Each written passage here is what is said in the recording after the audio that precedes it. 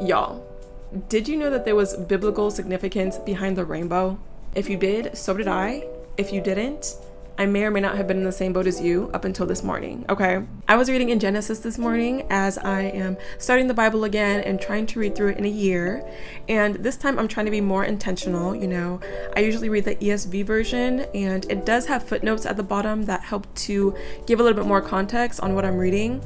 But I also have a new study Bible that I have open next to me, so I can go and read the comments whenever there's something I don't understand, right? Now, I'm sure y'all are familiar with the story of Noah and the ark and how God basically sent floods on the whole earth and wiped everything out. All the people, all the animals, everything but Noah and his family and 2 of every kind of animal, right? Well, after 150 days, the flood subsides and God essentially promises he makes a covenant with Noah that never again will he wipe out the whole earth with flood and with water, okay? Look at what it says in verse 11. He says, I establish my covenant with you that never again shall all flesh be cut off by the waters of a flood, and never again shall there be a flood to destroy the earth. But now this is where I literally had an aha moment this morning. Look at what it says in verse 13. It says, I have set my bow in the cloud, and it shall be a sign of the covenant between me and the earth. This is the ESV version, and this is how I've been reading it, you know, for the past how many years. And so I was just like, bow, I don't really know what that means, but you know, it's like, okay, this is a sign that God has put in the earth. Sure, I'm with it.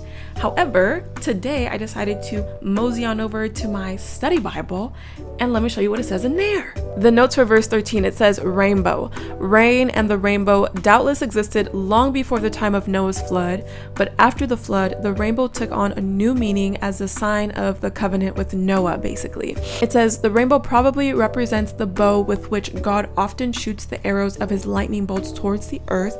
That part I was like, whoa, okay. But then it says, but after a rainstorm, God's bow is aimed away from the earth.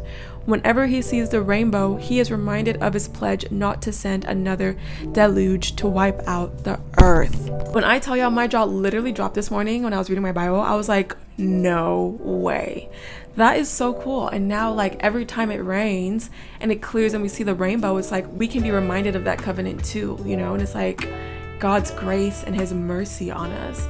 I was blown away. I truly was. And if you've never known about the biblical significance behind a rainbow, now you know. You're welcome.